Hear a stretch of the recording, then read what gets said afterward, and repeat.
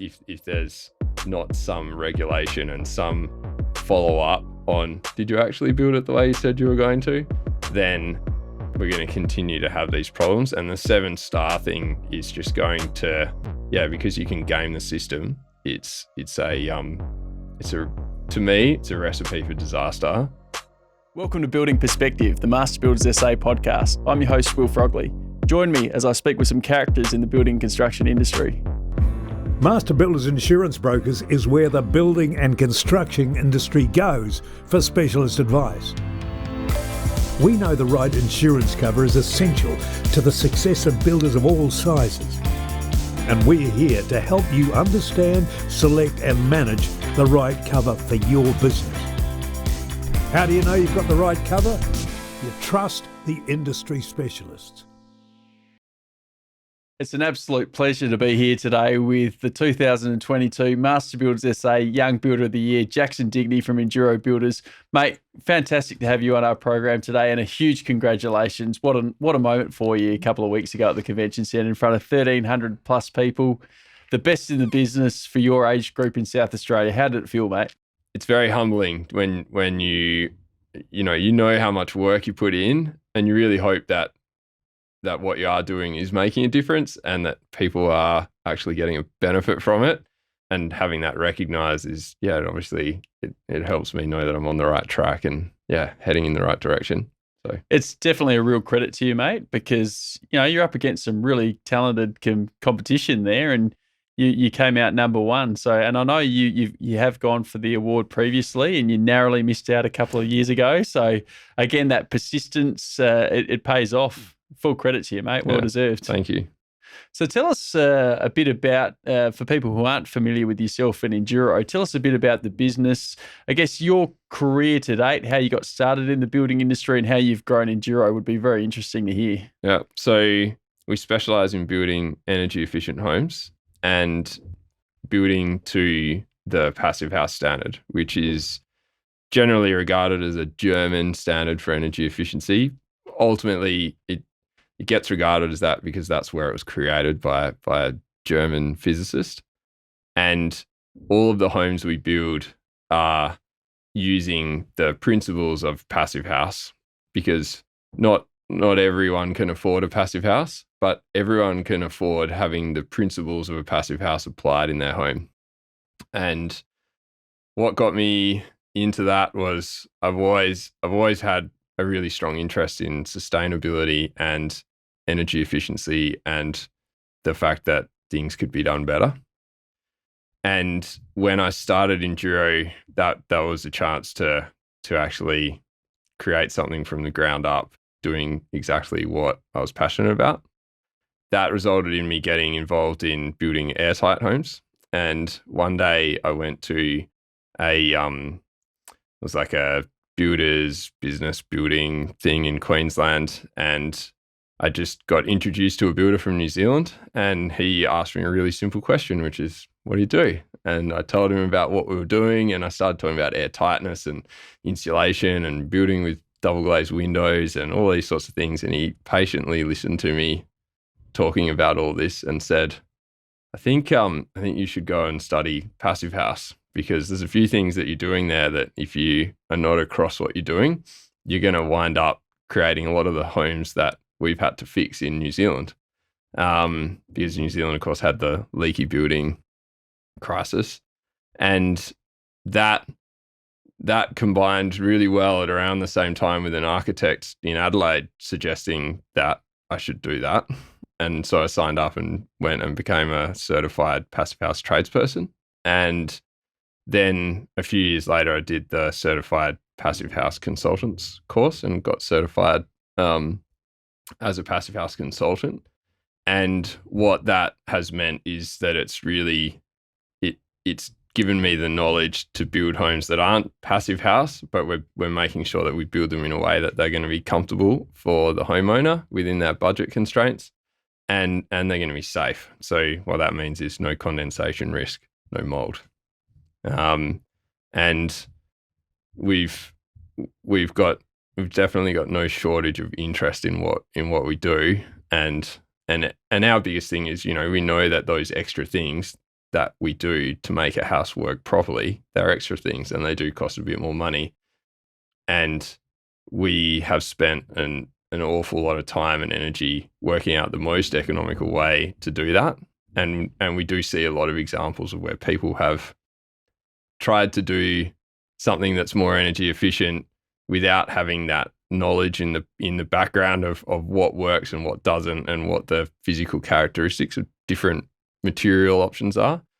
And that has sometimes resulted in us seeing things where we're like, man, they could have done that for so much less cost and got either the same or a better result. And that's what drove me to start Climasure, in combination with, we were ProClima's biggest client for building membranes. And Climasure gave us a vehicle for not only distributing the building membranes, which is a big part of air tightness and condensation management, but it also gave me the opportunity to say, well, we can consult to other builders on how to do this stuff properly, because it's as much about helping other builders who are trying to do it better, but maybe didn't sort of fall into the same luck that I did, from building something that they do get a call in a few years to say, hey, my house has gone moldy, and because that's no one wants that. So yeah. It's a very topical issue at the moment, where everyone's wanting to build in a more, environmentally sustainable and more energy efficient way. But we're also battling a real issue with housing affordability at the moment. How do you get the balance right between building the right way, but also keeping housing affordable for the average South Australian? Yeah, I knew you were going to ask that question, and we think about it a lot. But I've thought about it a lot the last few days, and there's a whole bunch of things to consider. The first one is that building a house that is energy efficient, comfortable, and sustainable does cost more money up front, but your home ownership is cheaper. And so it's a bit like, and I'll pick an easy one, like you'll talk to some people and they'll be like, I'm happy buying a Toyota. I know that a Toyota is more expensive. In most cases, they're the most expensive dual cab ute that's around, but they're cheap to own. And so they're cheap to own because they're built to be really reliable. And there are other makes and models out there that some of them are a similar cost, and they cost more to own. And there are others that are cheaper and they cost more to own. And so the way the thing that I'm struggling with finding a good solution for is overcoming that bit of, yes, you can spend less on day one and then spend a lot of money on day two and onwards, or you can spend more money on day one and spend less from there onwards, which then flows into housing affordability over the long term. I think, politicians are there a lot of their work is often focused on getting re-elected, which drives a whole system of short-term thinking. And if I could wave a magic wand on it, what I would see is a pathway for people to get more economical finance, provided that the house that they're building is actually delivering on these things. Great idea. And that's where like certified passive house, or a cutback version of it, which some countries are actually implementing that as their building code, like a cutback version of the certified passive house standard, and getting support for, if you can design and build a house to this standard and you can demonstrate that it has actually been done like that. So you haven't just designed it, got it approved, got the cheap loan, and then just built whatever. So as long as you fill that bit in, then what that will actually, like, if a government could see far enough into the future to go, well, that will benefit us in the long run on areas of health, the resource use, and that's resource use is power, water, and even sewer load can be fixed with a lot of things if you spend a little bit more on day one. and all of those things have incredible long-term benefits, but you need people with long-term thinking to get past the short-term thinking. And yeah, I'm going to make myself unpopular with most builders right now, but I'm going to do it anyway, because I have been reading a lot of the feedback that's coming through a range of online forums about the building code changes. Mm-hmm. And it's a short-term thinking. And that is, it's going to cost too much, it's too hard. None of my trades want to do it. I've seen people say it's none of it works, and my responses to all of them are, none of my trades were interested in doing it when I said this is what we're doing. Now they all get it, and they could all give the same discussion that I give about like how it all works and why. And the costs and the changes, I think, are just more about people being scared of making a change. And clients, I've not had a problem with a client not understanding the benefits. Now that doesn't mean that occasionally I might have explained all of that to a client and they said, look, we just can't afford it. And I go, well, I'm sorry, but like one day I will work out a way to do it that you can. But right now that's what it costs to do. But that's 1% of the people I talk to in a year turn out like that. The rest of them, they know that they're spending a bit more, but they're going to save in the long run. And we've built quite a few homes that were built when I built them, that they were a 2-bed, 2-bath home, or a 2-bed, 1-bath home that we designed as a 4-bed, 2-bath home and then only got approval for the 2-bed part of it because that's what they could afford right now. And when we come to add on to the house later, the plans are already done. So the original house has been designed to suit the addition. And so that's another way of solving housing affordability, because I think too that Australian homes are, I'm not sure whether we dropped off first place, but the last time I checked, we were building the biggest homes in the world. And I think it was America were either one in front or one behind of us. That makes sense, having been to America. Yeah. They like everything big over there. Yeah. And so you can't in one breath go, houses are too expensive to build, but I still need my 300 square meters to be able to live. And the reality is that that's not the case. And the European clients that we build for are the easiest ones to sort of like there's less discussion time spent on house size. And I had a client that I built for a few years ago who, when we met them, they said, we want a 350 square meter house. I said, cool. How'd you work that out? And they're like, oh, well, that's just the size you need. I'm like, okay, what do you need in terms of rooms? And so we talked through the rooms and I said, you can do that in 240, easy. And they're like, no, it can't be done. And I said, how about come down and have a look at a house that I'm building right now that is a 2-bed, 1-bath house. It's 125 square meters. So it's definitely like, it's not as many rooms as yours, but just come and experience the individual spaces. And as a result of that, we built them a 240 square meter house. So, and it feels huge. So there's more to it than just going, the cost of building my 300 square meter house is too high. It's also about going, well, do you need a 300 square meter house? Do you really need all those extra spaces? Because the other thing that flows on is that, and I find it gets lumped up in housing affordability, is that people go, I need a 300 square meter house. Oh, now I've got to furnish it. And now I've got to, I've got to clean it. Yeah, I've got to clean it. And I've got to like fill it up with stuff. And that all I find gets lumped in together a bit.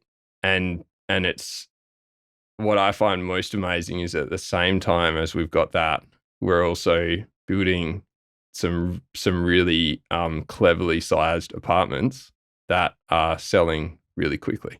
So it's not like there aren't people out there. So you're building apartments as well. I wasn't even aware of that. No, that was a general. Okay. It was a general term about like there's builders building Sure. small apartments that people are buying and living in and are happy living in them.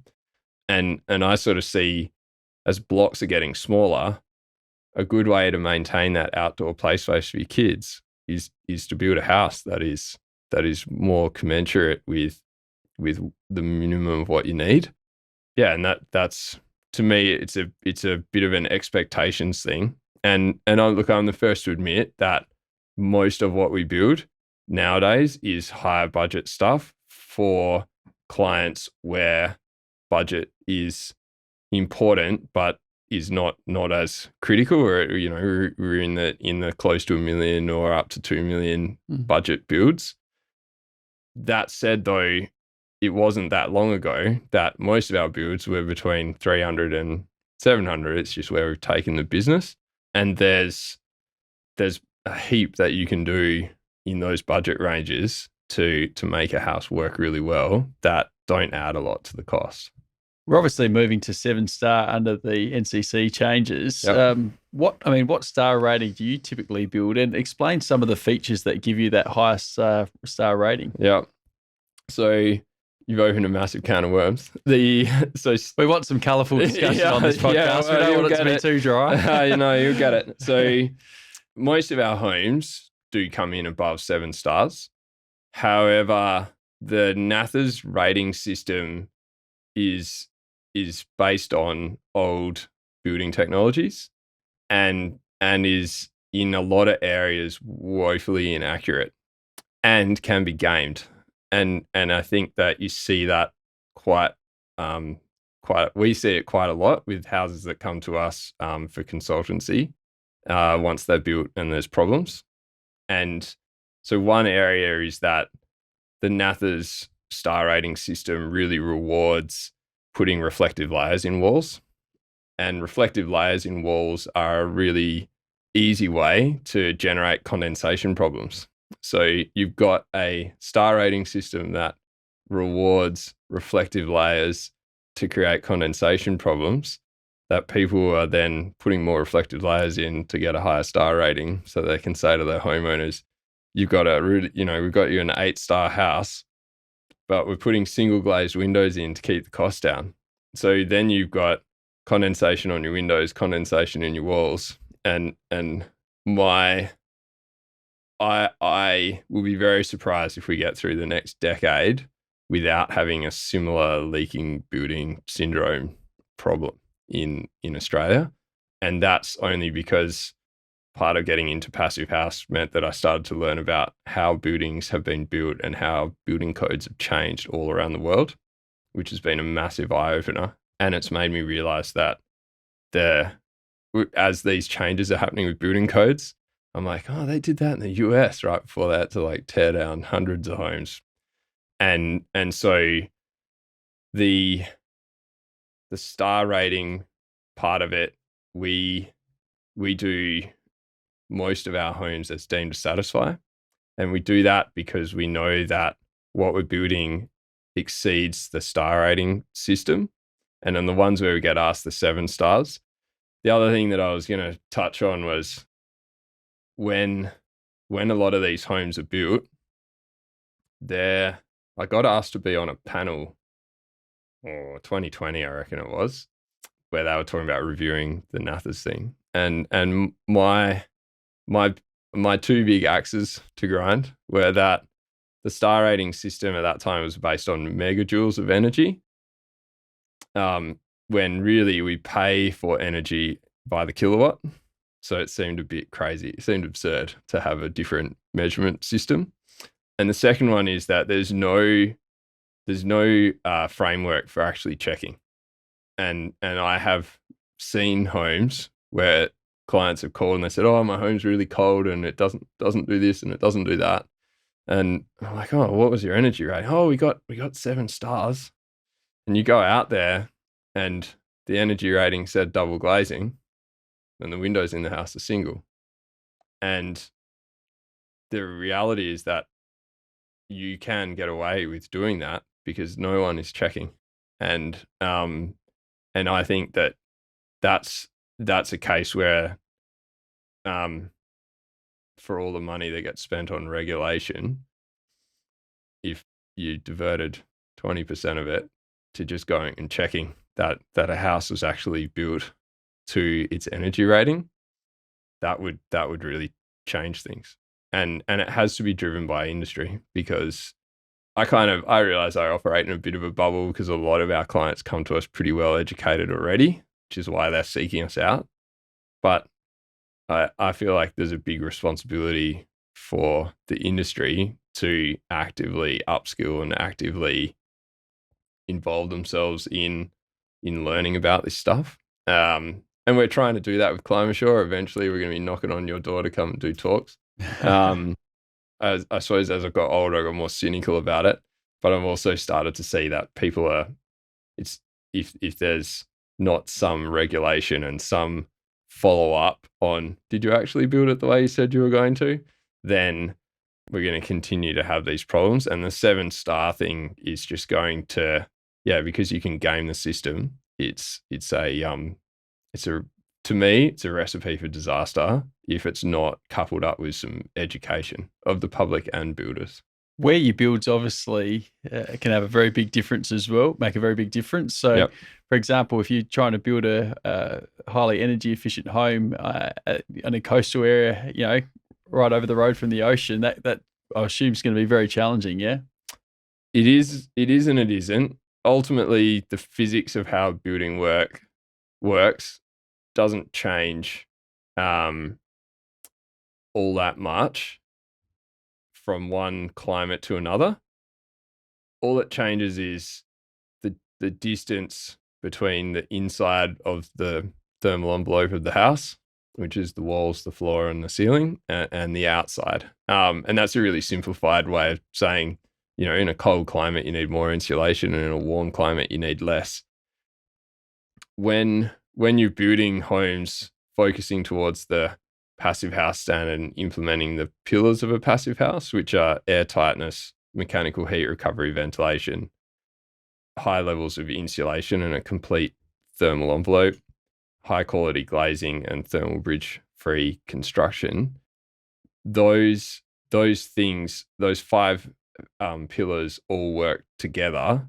And when you get one of the basic ones right, which is air tightness, whether you're building on the coast or you're building in the hills, it doesn't impact the cost all that much.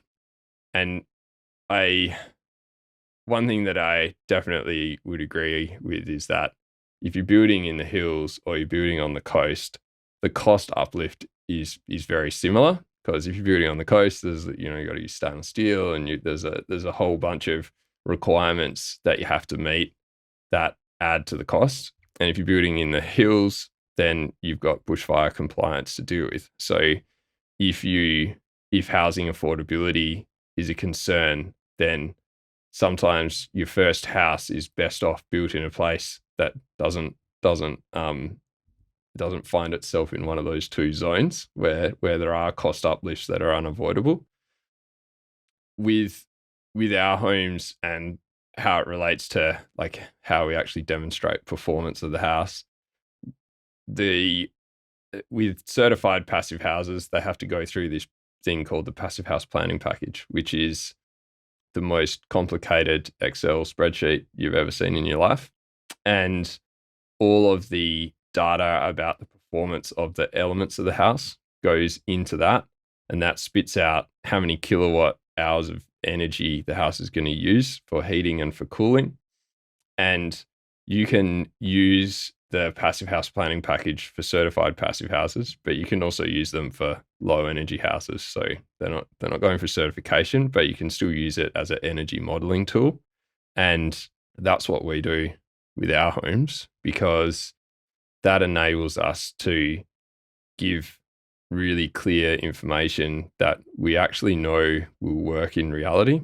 So with NATHERS, there are a lot of examples of where the NATHERS software said the house would perform like this, and the temperature stroke, which is basically the difference between the hottest the house will get and the coldest it'll get, is going to be 10 degrees, but it ends up being 15 or 16. Whereas when you use the Passive House planning package, if it says it's going to be 5 degrees, and you measure it for a year, that's exactly what you'll get.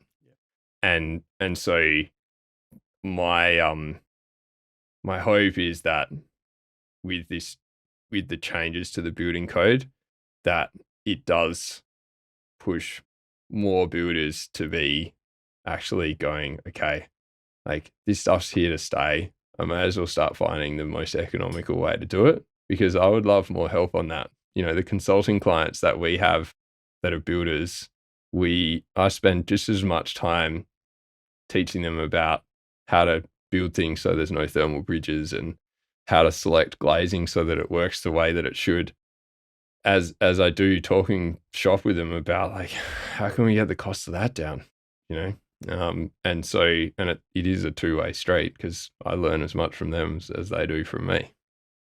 You're obviously a very forward-thinking builder. Do you think in South Australia we're a bit behind the curve compared with other states or even other countries?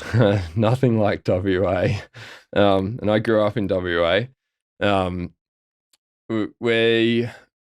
I would say that we're about in the middle of the road. So the Victorian builders that I talk to quite a bit, they are definitely ahead of us as a general rule. And the way I measure that is the amount of certified Passive House clients that they've got versus what I've got. And so I think that, in Australia, we're probably in the middle of the road. Internationally, we're miles behind. There's always pockets, like obviously the guys that I know that we're doing certified Passive House, that we're building to international standard, and we get our advice from builders overseas.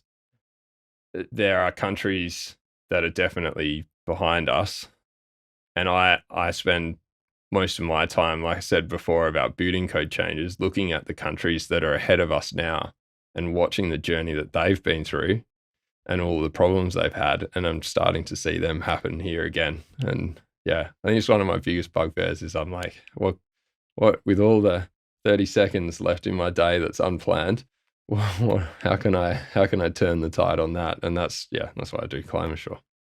This has been a really interesting chat, and I can definitely see why you were our Young Builder of the Year. Your knowledge, your passion, it's really impressive.